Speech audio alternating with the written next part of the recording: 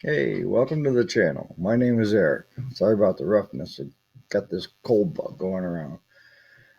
Today I thought we'd talk about the top four things that you really need to know before deciding on getting into having a farm, whether it be a homestead style or milking cows or beef, things that you really need to take into consideration prior to buying that piece of property. So let's dive right in. Uh,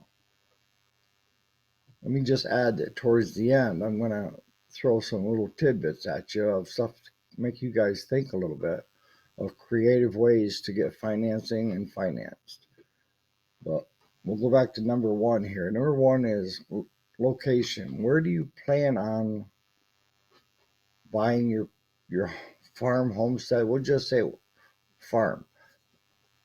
Where and what state do you plan on buying your farm? And the reason you need to know that is you take a piece of land that's in, let's say, Iowa, it could be $6,500 to $15,000 per acre. Yeah, per acre. And then you take above upstate New York, more towards the Canadian border, and now you're talking ballpark 800 to 1,500 to $2,000 an acre. So you have to really take into consideration where you're going to be at and the cost of living. Uh, the cost of living is greatly reduced when you move up into my area. Things don't cost as much. Uh, Land is more affordable compared to other places. Uh, and when you're looking at that, when I say location and affordability, I mean that you really need to know what the assessed value is on that property and in the location that you're looking at. And can your budget do it? That's the biggest thing. I see so many young people going in debt so far that they'll never get out. But they thought it sounded like a great idea, or folks that are from the in the cities and stuff that just want to get out. I don't blame you a bit. You know, my wife is from the city, from Yonkers. Great place to visit. Love the people, but I couldn't live there. I'm a country boy. Guys that are finding out that you can work remotely and have like a little hobby farm and stuff.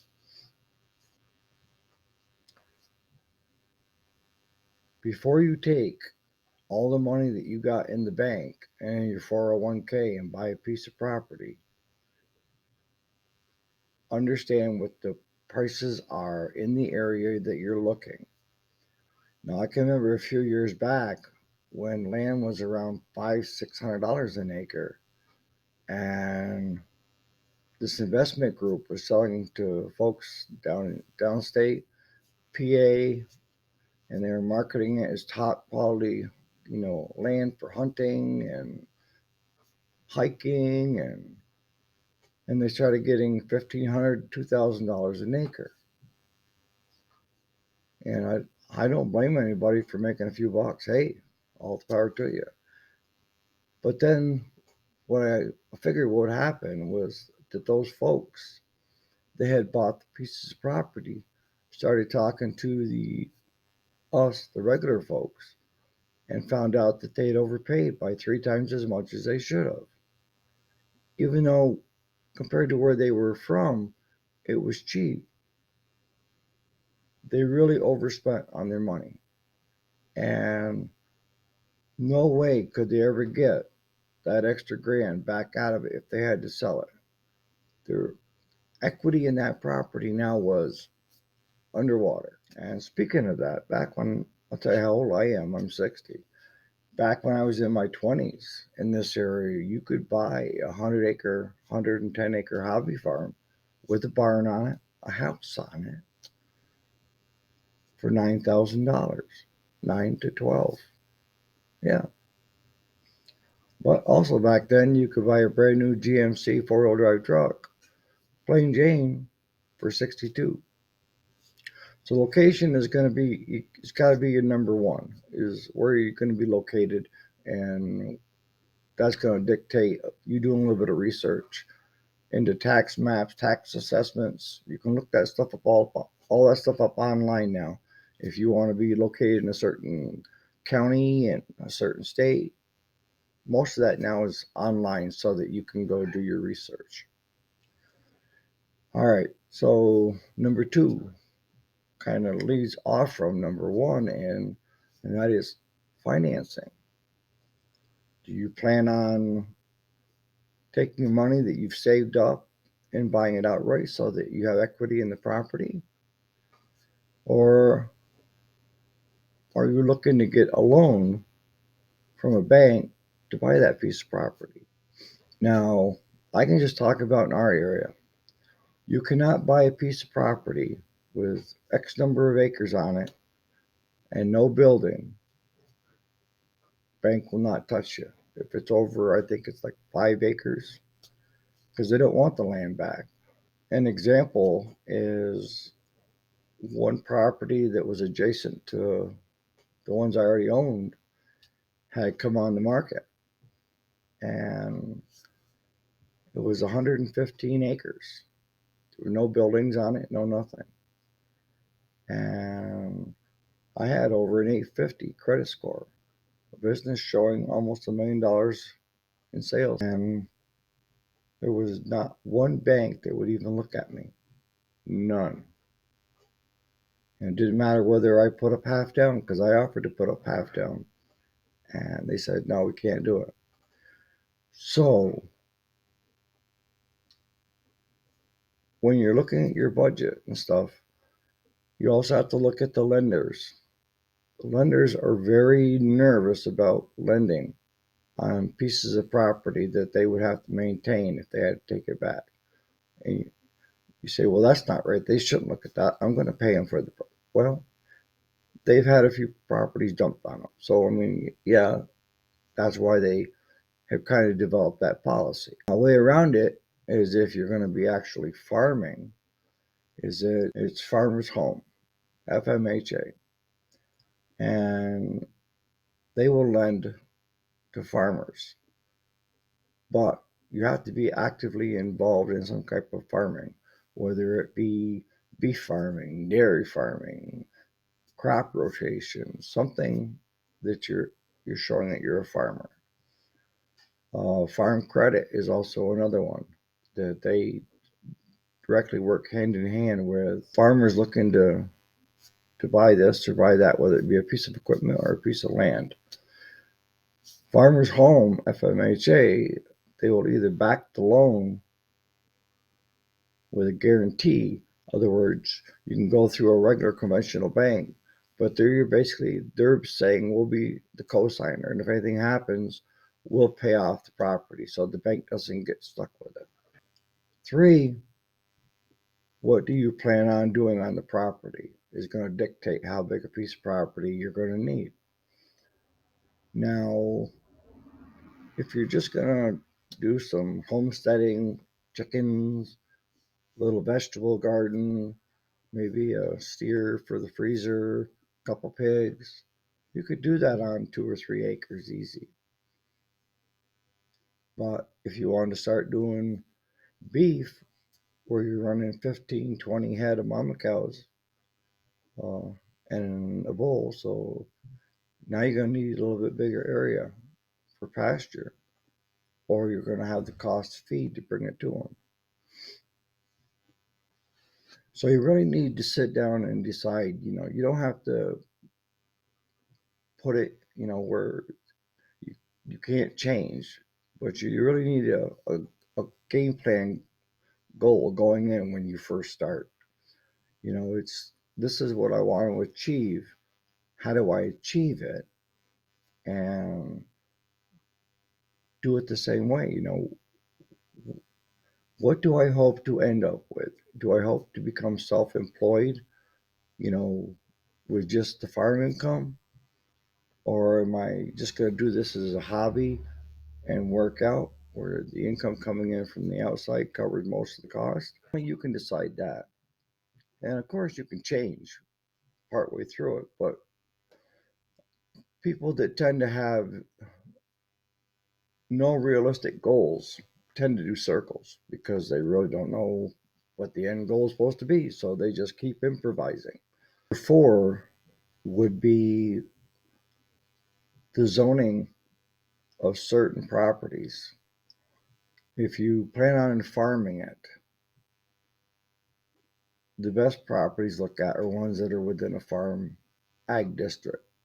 So you want to have it zoned ag if you plan on doing any farming of any kind of size wise. So we're going to talk about some creative ways of financing. This is geared towards the younger folks that are trying to get in that don't have a lot of money. Um, One way is to find someone that's already actively farming and is getting up into years, you know, my age, 60 or above, and looking to retire. Offer is I would let that person know that I was very interested in buying their farm. Can you afford? Are you being realistic? Farmers tend to be blunt. Sorry. We love to visit, but what we'll call a spade a spade. That's just it. Or a chicken, a cow a cow. It's a rooster is not a cow. So if your game plan doesn't sound too kosher, then good chance they're going to speak up. Well, here's the catch. A lot of older farmers, all the money they've saved is in the equity of their farm. Honest to God, it's in land.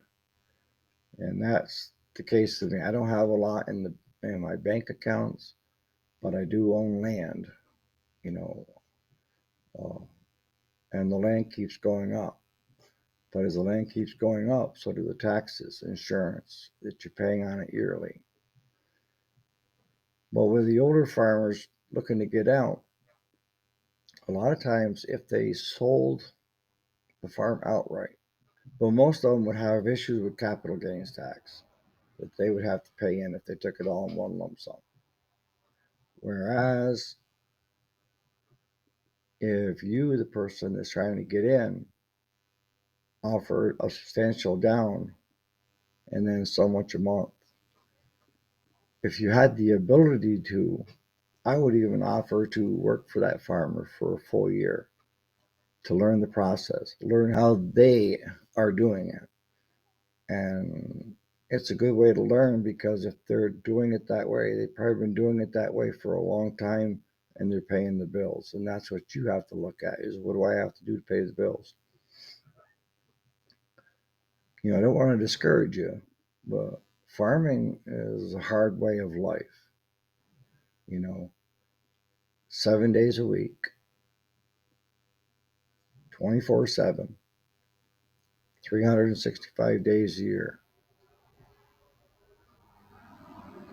There's different degrees of it. Like with the dairy operation, you're married to that. You got to go feed or you got to go milk them cows twice a day or 3 times a day, depending on how the system is set up. We always did twice. You have to feed those animals. You have to care for those animals. You have to be around them for calving. Lesser for beef cattle because now you don't have to milk them. They take care of their own babies. So you just got to make sure they have adequate feed and water and the anything that they may need when it comes to the vet. So your beef, your chicken, your pork, they're lesser degree. Dairy, you're married to it, and it's hard to have somebody come in and take a weekend off because they could really ruin your whole bunch of cows.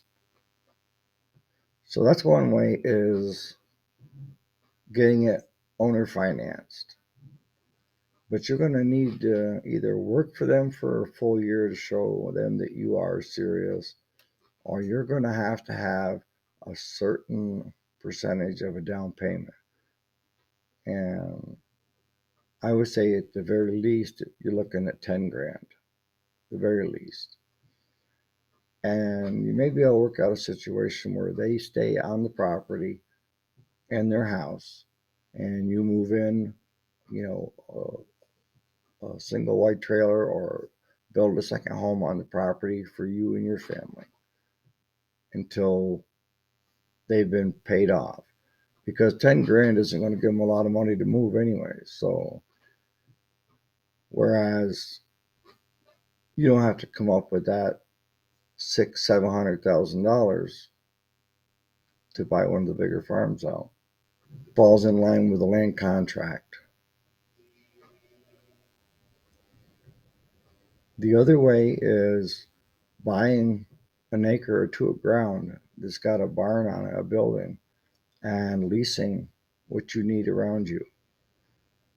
You know, if you're going to put up your own hay crop and you don't have the hay ground, then you got to look at leasing. So instead of owning it, you're paying rent basically to use that property to either pasture or to get crops off from. So you don't have that outlay of money. The owner still has the taxes they have to pay on it, the insurances that they have to pay on it. But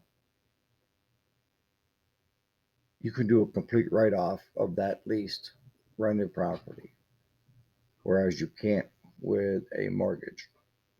You got to depreciate it.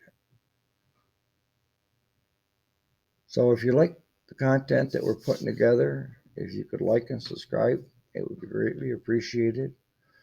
If you have any questions about what we're talking about here or other suggestions and ideas that you'd like to add, please do so in the comment. You know, this is all about helping each other. If I grow the channel, that's great.